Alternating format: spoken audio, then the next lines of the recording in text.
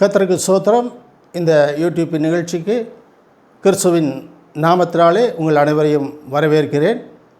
Christmas நற்செய்திகள் மற்றும் புத்தாண்டு நற்செய்திகளும் இணைந்து வழங்கப்படுகிறது.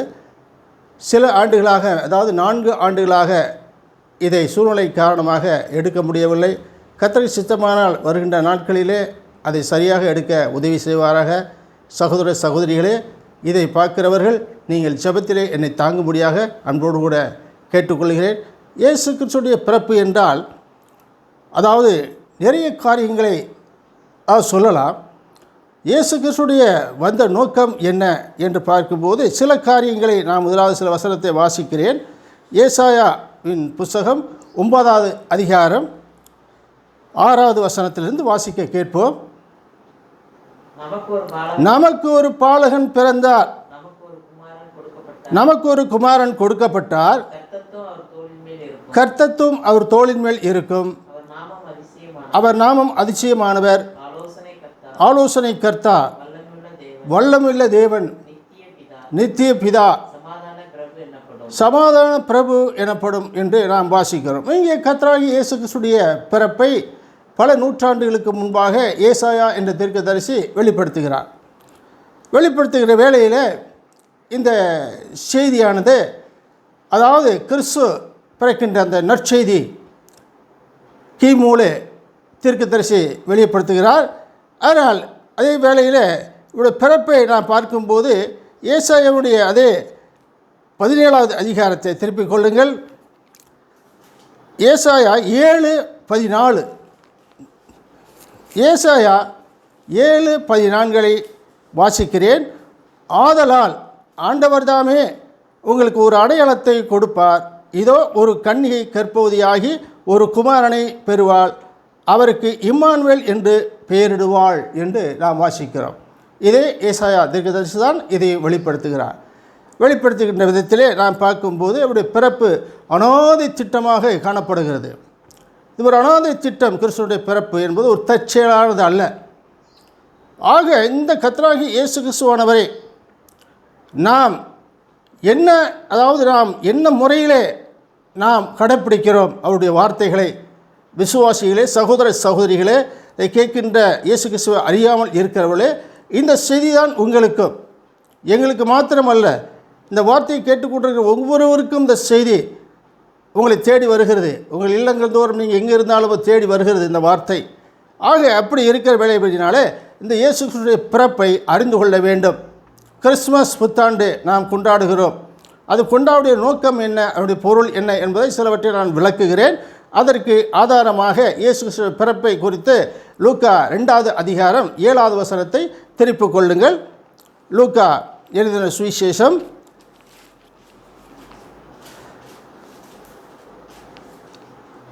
2:10 வாசிக்கிறேன்.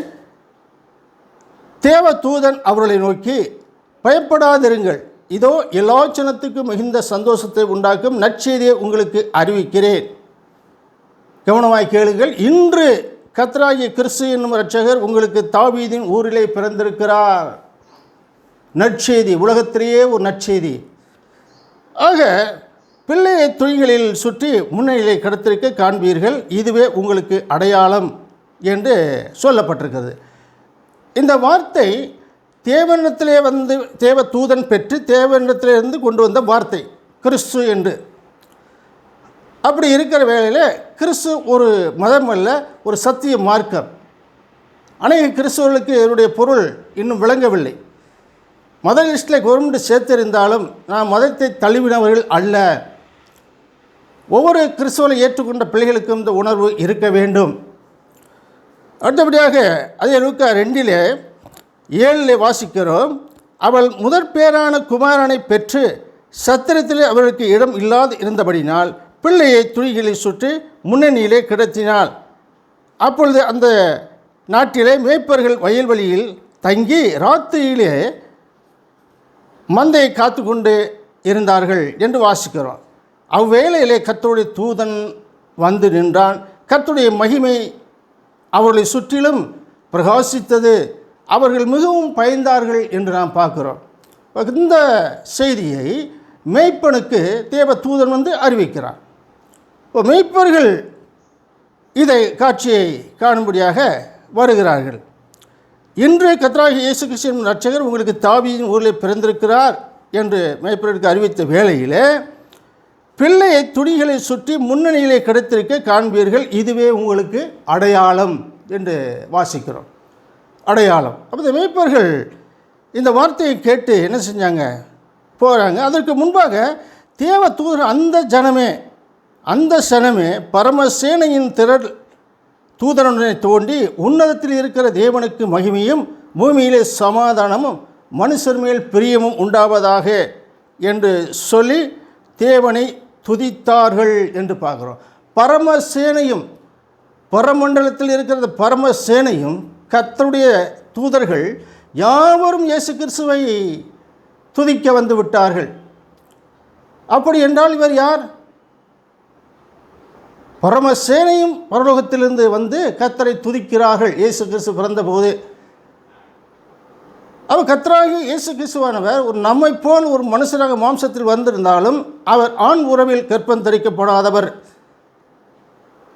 பரிசுத்த ஆவியினாலே மரியாள் கற்பந்தரிக்கப்பட்டாள். ஆனபடியினாலே மனுக்குலத்தை மீட்பதற்காக அவர் வர வேண்டியது அவசியமாக இருந்தது. ஆனபடினாலே அந்த சனமே பரமசேனையின் தூண்டி என்ன செஞ்சாங்க, தேவனை உன்னதத்தில் இருக்க தேவனுக்கு மகிமையும் பூமியிலே சமாதானம் உண்டாவதாக என்று சொல்லி தேவனை துதித்தார்கள். தேவ தூதர்கள் அவளை விட்டு பரலோகத்துக்கு போன பின்பு மேய்ப்பர்கள் ஒருவரை ஒருவர் நோக்கி என்ன சொல்கிறாங்க, அதாவது ஒருவரை ஒருவர் நோக்கி, நாம் இன்று பெத்லகேம் ஊருக்கு போய் நடந்த கர்த்தரால் நமக்கு அறிவிக்கப்பட்ட இந்த காரியத்தை பார்ப்போம் என்று சொல்லி தீவிரமாய் வந்து மரியாளையும் யோசேப்பையும் முன்னணியிலே கிடைத்திருந்த பிள்ளையை கண்டார்கள். முன்னணியிலே கிடைத்திருக்கிற பிள்ளையை கண்டார்கள். சத்திரத்தின் முன்னணியிலே வாட்டுத் தொழுவம் என்று சொல்லி வைத்துவிட்டு போய்விட்டார்கள். அதற்கு விளக்கம் கொடுக்கப்பது நேரமில்லை. சத்திரத்தின் முன்னணியிலே சத்திரத்தில் இடம் இல்லாதபடினாலே பிள்ளையும் முன்னணியிலே மரியாள் கடத்தினாள் என்று பார்க்கிறோம். அப்போ இயேசு கிறிஸ்து வந்தார். உறுதி. ஏன் வந்தார்? உங்களுக்காக வந்தார், எனக்காக வந்தார். வர வேண்டியது அவசியம். ஆனபடினாலே கிறிஸ்து இயேசு இந்த பூமிக்கு வராவிட்டால் இன்னும் மனுக்குலம் உலகத்தின் பாவங்களிலே செத்துக்கொண்டு இருந்திருக்கும். ஒருவரும் கெட்டுப்போகக்கூடாது என்பதற்காக தேவன் தம்முடைய ஒரே பேரான குமாரன் இந்த பூமிக்கு அனுப்புகிறான் என்று வேதத்தில் வாசிக்கிறோம். ஆக பிரியமானவர்களே, இந்த செய்தியை மேய்ப்பர்களுக்கு தேவனால் கட்டளை பெற்று தேவ தூதர் வந்து அறிவித்தான். பரமசேனையின் திரள் சூழ்ந்து அவரை வந்து தொழுது கொண்டார்கள். மேய்ப்பர்கள் பிள்ளையை பற்றி பார்ப்பதற்கு அங்கே போனார்கள். போய் பார்த்து ஜனங்களுக்கு அறிவித்தார்கள் என்று நாம் பார்க்குறோம். ஆனபடினாலே இவருடைய பிறப்பு, அதாவது கொண்டாட்டம். இயேசு கிறிஸ்துவுக்கு வயது உண்டா? இயேசு கிறிஸ்து வயது உண்டா? கிறிஸ்துவுக்குள் பிரியமானவர்களே, இயேசு கிறிஸ்துவுக்கு எப்படி பிறந்த நாள் கொண்டாடுவீர்கள்? இயேசு கிறிஸ்து டிசம்பர் 25 பிறந்தார் என்பது பைபிளில் போடப்பட்டிருக்கிறதா? இல்லை. அப்படின்றால் பொருள் என்ன? தெரிஞ்சோ தெரியாமல் ஒரு அரசாங்கம் அறிவித்து விட்டது. ஆக அந்த நாள் பொறுப்படுத்தி கொண்டு கர்த்தருடைய ஊழியத்தை செய்ய வேண்டும். கொண்டாட்டம் அல்ல. கர்த்தருடைய மனுஷனுக்கு, அவரை ஏற்றுக்கொண்ட மனுஷனுக்கு கொண்டாட்டம் அல்ல, ஜாக்கிரதையாக இருக்க வேண்டும். வீட்டிலே நீங்கள் துணிமணி கட்டி நல்ல பலகாரங்களை சாப்பிட்டு நீங்கள் சந்தோஷத்தோடு இருப்பதல்ல, நம்ம இப்போ போல நான் சந்தோஷத்தை பெற்றது போல மற்றவர்களும் பெற்றுக்கொள்ள வேண்டும். இதுதான் தேவனுடைய திட்டம். இந்த இயேசு கிறிஸ்து உங்களுடைய உள்ளத்திலே பிறந்திருக்கிறாரா? இந்த இயேசு கிறிஸ்து உங்களுடைய உள்ளத்திலே பிறந்திருக்கிறாரா? இதை நீங்கள் சோதித்து பார்க்க வேண்டும். இது ஆத்தும சம்பந்தப்பட்டது. ஆனபடினாலே இந்த கர்த்தர் நமக்காக நம்மளை தேடி வந்தவர். யோவான் 3:16 வாசிக்கிறோம், தேவன் தம்முடைய ஒரே பேரான குமாரனை விசுவாசிக்கிறவன் எவனோ அவன் கெட்டு போகாமல் நித்திய ஜீவனை அடையும்படிக்கு அவரை தந்தரளி இவ்வளவாய் உலகத்தில் அன்பு கூர்ந்தார். அன்பு கல்வாரி சிலுவையிலே அன்பு வெளிப்பட்டது. பிரியமானவர்களே, கல்வாரி சிலுவையிலே அன்பு வெளிப்பட்டது. எப்பேற்பட்ட அன்பு! கிமு கிபி சரித்திரத்தை இரண்டாக வகுத்தவர் இந்த கர்த்தராகிய இயேசு கிறிஸ்துவானவர் சிலுவையிலே அடிக்க ஒப்பு கொடுத்தார். யாருக்காக? உங்களுக்காக, பார்த்து கொண்டிருக்கிற உங்களுக்காக, இந்த செய்தியை கொடுத்து கொண்டிருக்கிற எனக்காக அவர் ஒப்பு கொடுத்தார். மனுக்குலத்தை மீட்பதற்கு ஒருவரும் இல்லை. இயேசு கிறிஸ்துவாலே அன்றி வேறு ஒருவராலும் ரட்சிப்பில்லை. நாம் ரட்சிக்கப்படும்படிக்கு வானத்தின் கீழெங்கும் மனுஷர்களுக்குள்ளே அவருடைய நாமமே அல்லாமல் வேறொரு நாமம் கட்டளை அடப்படவும் இல்லை என்றார். அப்போஸ்தலர் 4:12 நாம் வாசிக்கிறோம். பிரியமானவர்களே, மனுக்குலத்தை இன்றைக்கு பாவத்துக்கு பரிகாரம் தேடி ஜனங்கள் எங்கெங்கோ செல்கிறார்கள். தேவையில்லை, தேவையில்லை பிரியமானவர்களே, தேவையில்லை. ஆனபடினாலே ஜாக்கிரதையாக இருந்து உங்கள் ஆத்தும மீட்பு ஈடேற வேண்டும். உங்களிடத்தில் பணமோ காசோ வெள்ளியோ பொண்ணை கர்த்தர் கேட்கிற சகலமும் அவருடையது. சகலத்துக்கும் எஜமான். ஒரே பேரான குமாரனை பிதாவாகிய தேவன் ஒப்பு கொடுக்கிறார். இதற்காக நீங்களும் நானும் பாவ வழியில் போய்க்கூடாது என்பதற்காக. ஆக ஆதித்தப்பனாகிய ஆதாம் ஏவாளும் பாவத்தில் விழுந்து விட்டார்கள். அடுத்து பிறக்கிற சந்ததி எல்லாம் பாவத்தில் தான் பிறக்கிறது. பாவத்துக்கு பரிகாரியாகிய கர்த்தர் மனுக்குலத்துக்கு வர வேண்டும். இளங்காலை வெள்ளாட்டுக்கடாயுடைய இரத்தத்தினால் அல்ல. மனுஷன் இன்னைக்கு அஞ்ஞானிகள் பலியிடுகிறது தேவனுக்கு அல்லாத பேய்களுக்கே பலியிடுகிறார்கள் என்று சொல்லப்பட்டிருக்கிறது. தேவன் அந்த பலியை அங்கீகாரம் செய்வதில்லை. பரிசுத்த பலி, குற்றமற்ற இரத்தம், மாசில்லாத இரத்தம். ஒரு கிரிமினல் இன்னொரு கிரிமினலை விடுவிக்க முடியாது. அப்படி இருக்க அவருடைய பிறப்பிலே அதிசயம், ஆச்சரியம். ஆனபடினாலே பிரியமானவர்களே, நம் ஆத்மாவை குறித்து சிந்திக்க வேண்டும். 4 வருடங்களாக இயேசு கிறிஸ்துவை பற்றி செய்தியை நான் கொடுத்து கொண்டு 4 வருடங்களாக கொடுக்க முடியவில்லை. இடையில சூழ்நிலை காரணமாக எனக்கு கர்த்தருக்கு சித்தமான மாதம் ஒரு முறையாவது உங்கள் மத்தியில் நான் செய்தி கொண்டு வர வேண்டும் என்று ஆசைப்படுகிறேன் என்று அல்ல, ஆர்வப்படுகிறேன். இன்றைக்கு மிக மிக அவசியம் இந்த செய்தி, மிக அவசியம். அடுத்த செகண்டே அவசியம். ஒவ்வொரு வினாடியும் கர்த்தருடைய கரத்தில் இருக்கிறது.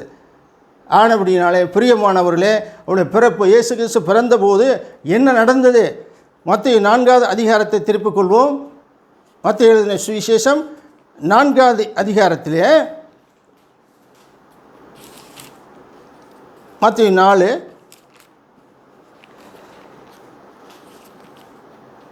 மத்தேயு 4 பார்க்கும்போது இங்கே இயேசு கிறிஸ்து பிறந்தபோது என்ன நடந்தது என்று நாம் சில வசனங்களை நான் வாசிக்கிறேன்.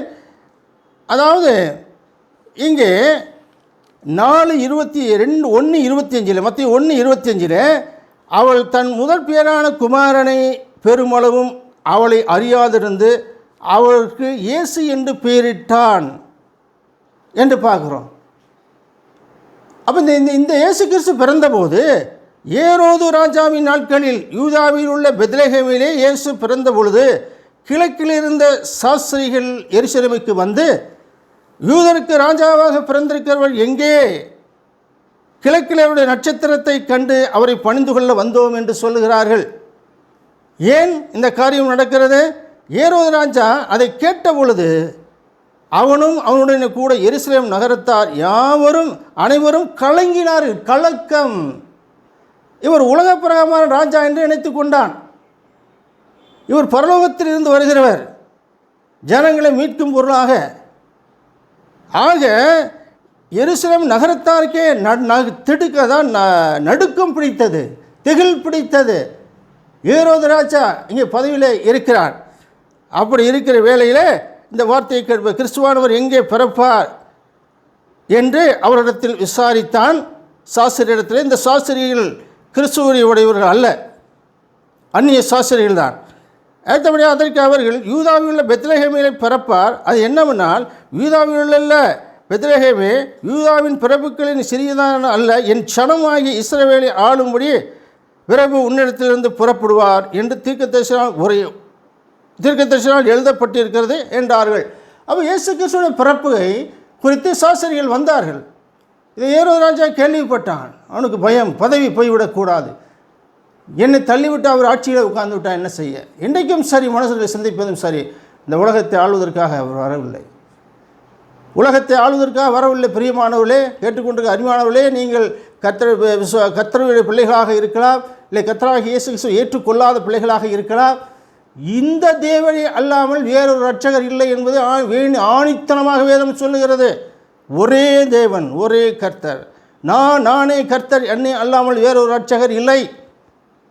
வேறொரு இரட்சகர் இல்லைங்க. பாவ மன்னிப்பும் பரலோக வாழ்வு கொடுத்திருக்கிறார். ஆனபடியால் இந்த கர்த்தராகிய இயேசு கிறிஸ்துவானவர் அற்புதங்களாலும் அடையாளங்களாலும் தம்மை வெளிப்படுத்தினார். ஆனால் அவரை கல்வாரி சிலுவையிலே அறிவதற்கு ஒப்புக் கொடுத்தார்கள்.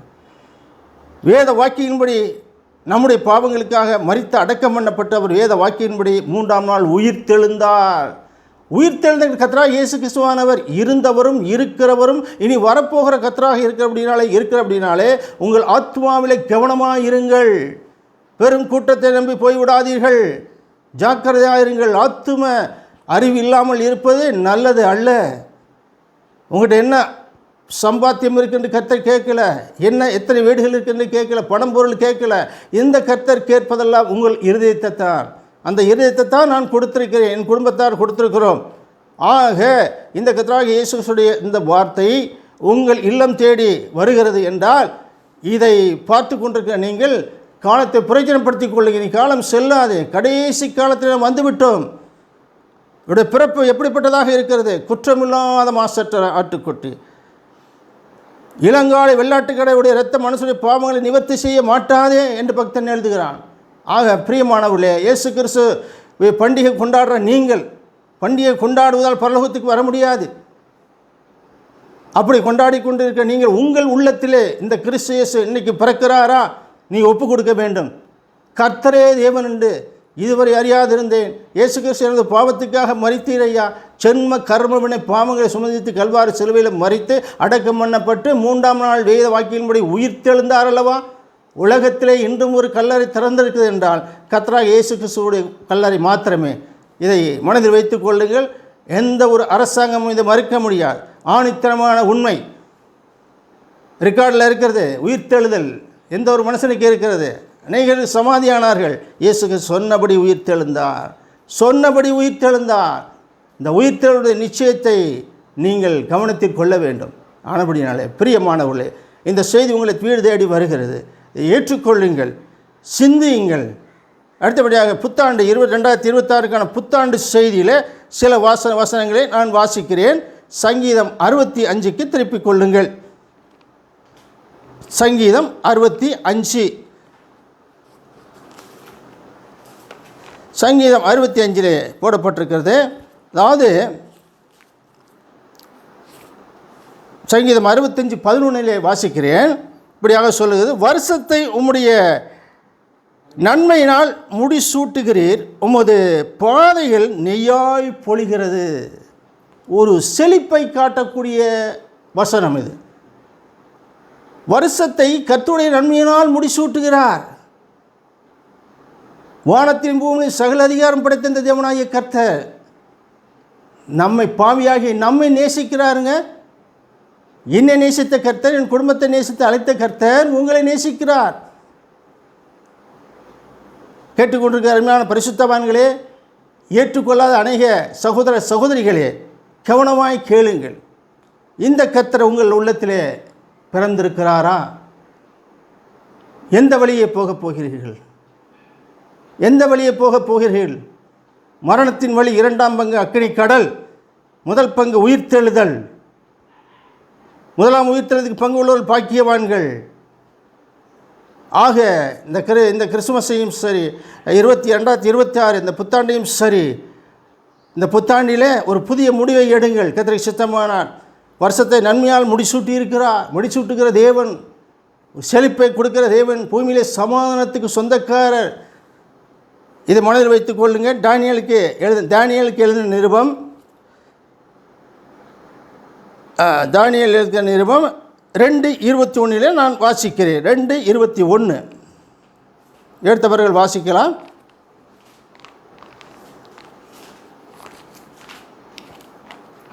தானியேல் 2வது அதிகாரம். அவர் காலங்களையும் சமயங்களையும் மாற்றுகிறவர், ராஜாக்களை தள்ளி ராஜாக்களை ஏற்படுத்துகிறவர். பார்த்துக்க, சகல அதிகாரமும் உலகத்தில் உள்ள எத்தனை நாடுகள் இருக்கிறதோ அத்தனை நாட்டுக்கும் அதிபதிகள் எல்லாம் அவருக்கு கீழ்பட்டு தாங்க இருக்கிறது. கர்த்தத்துவம் அவர் தோளின் மேல் இருக்கும். வாசித்தோம் அல்லவா? வானத்திலும் பூமியிலும் சகல அதிகாரம் படைத்த இந்த கர்த்தராகிய தேவனின் சகல ராஜ்யத்துக்கு, அதாவது பூமியில் ராஜாக்கள் ஆண்டாலும் ராஜ்யங்களை தள்ளி ராஜாக்களை ஏற்படுத்தியவர் கர்த்தர். இது மறந்து போக வேண்டாம். வானத்திலும் பூமியிலும் உயிர்த்தெழுந்து சொன்னார், எனக்கு சகல அதிகாரம் கொடுக்கப்பட்டிருக்கு, புறப்பட்டு போங்கள் என்று சொன்னார். பிரியமானவர்களை, வருஷத்தை நன்மையால் முடிசூட்டுகிறார். இங்கே அந்நிய ராஜா தானியேலை குறித்து அறிக்கை செய்கிறான்.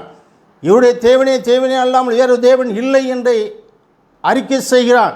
ராஜ்யம் அவருடையது. ராஜ்யத்தை தள்ளி ராஜ்யங்களை ஏற்படுத்துகிற தேவனாகிய கர்த்தர் உங்களை அழைக்கிறார், நேசிக்கிறார், சமாதானத்தை கொடுக்க விரும்புகிறார். உங்களை பாவ கரையிலிருந்து மீட்டெடுத்து பரிசுத்தமானாக மாற்ற விரும்புகிறார். நம்முடைய சொந்த பந்தமோ நண்பர்களோ உற்றார் உணவர்களோ என்ன செய்ய முடியாது, நம்ம கூட வர முடியாது. நல்லா வாழ்ந்தால் சொந்தக்காரன் இதான் உலகம். ஆனால் கர்த்தராகிய தேவன் சொல்கிறது தெரியுமா? கற்பத்தில் இருக்கும் பாலகனை தாய் தன்னை மறந்தாலும் நான் உன்னை மறப்பதும் இல்லை, உன்னை கைவிடுவதும் இல்லை, உன்னை விட்டினாள் என்று விலகுவதும் இல்லை. இவ்வளோ ஒரு அருமையான வார்த்தை. இந்த தேவனை இதுவரை நாம் அறிந்திருந்தும் ஏற்றுக்கொள்ளாமல் இருக்கிறோமா?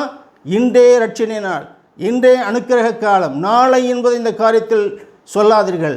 செகண்ட் பொழுதிலே மரணம் தேடி வரும். என்ன செய்ய போகிறீங்க? முடிவெடுங்க. ஏற்றுக்கொண்ட மனைவி பிரிகிறாள், ஏற்றுக்கொண்ட கணவன் பிரிகிறாள். ஆனால் கர்த்தராகிய இயேசு கிறிஸ்து ஏற்றுக்கொள்கிற உறவு பரலோகம் கொண்டு சேர்த்து அவரோடு கூட வாழ வைக்கிற ஸ்லாக்கியத்தை கிறிஸ்து நமக்கு உண்டு பண்ணி கொடுத்திருக்கிறார். இத்தனை பெரிய ஸ்லாக்கியத்தை நாம் இழந்து விடக்கூடாது. இந்த வார்த்தையை கேட்டிருக்கிறீர்கள். கர்த்தர் எனக்கு ஏவப்பட்டதை நான் பேசியிருக்கிறேன் அல்லாமல் என்னுடைய சொந்த கதையை நான் பேசவில்லை. இதுதான் சத்தியம்.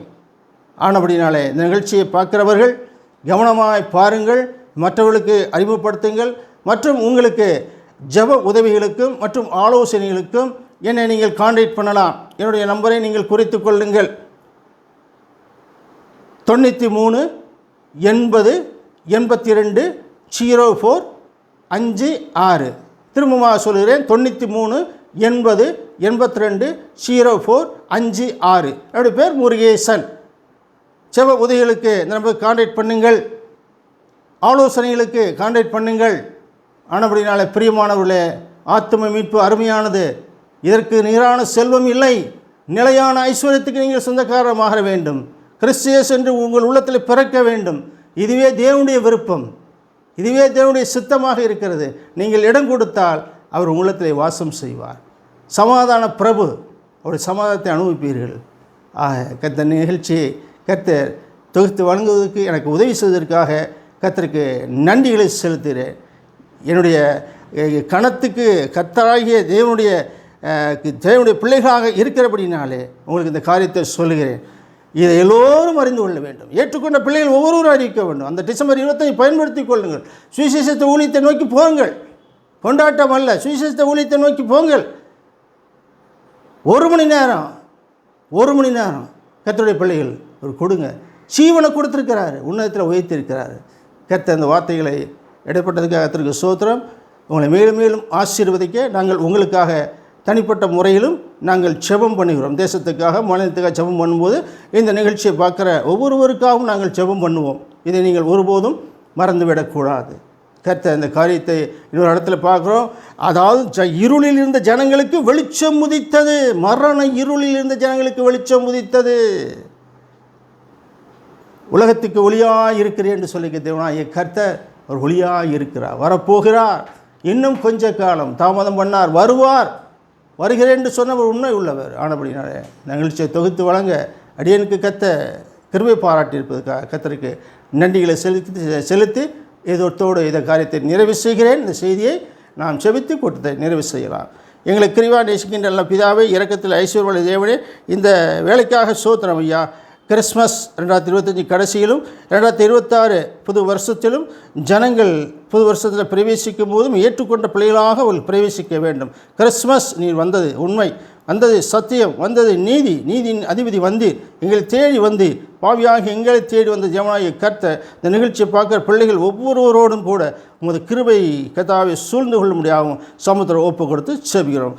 இந்த கிறிஸ்மஸை அவர்களுக்கு கர்த்தாவே உள்ளத்தில் ஏற்றுக்கொண்ட கிறிஸ்துமஸுமாக கர்த்தாவே உதவி செய்யும். புத்தாண்டை வருஷத்தை நன்மையால் முடிசூட்டி உமது ஆசீர்வாதங்களை அவள் கத்தாவை பெற்று அனுபவிக்கத்தக்கதாக கத்தாவே உதவி செய்வீராக. ஜெபங்கடகா சோத்திரம் ஐயா. தொடர்ந்து நாங்கள் நம்முடைய பிரசன்னத்தில் நிலைத்திருக்க உதவி செய்வீராக. நம்முடைய ஆளுகை என்றும் பரிசுத்தவான்களோடும் திக்கட்ட பிள்ளைகளோடும் திக்கட்ட உதவிகளோடும் இருப்பதற்காக நன்றிகளை செலுத்தி சகல துதி கனம் மகிமை எல்லாவற்றையும் ஒருவருக்கே செலுத்தி எங்கள் கர்த்தரும் உலக இரட்சகருமாகிய இயேசு கிறிஸ்துவின் உயிர்த்தெழுந்த வல்லமுள்ள நாமத்தில் செபிக்கிறோம் எங்கள் ஜீவனுள்ள நல்ல பிதாவே. ஆமேன். கர்த்தருக்கு ஸ்தோத்திரம்.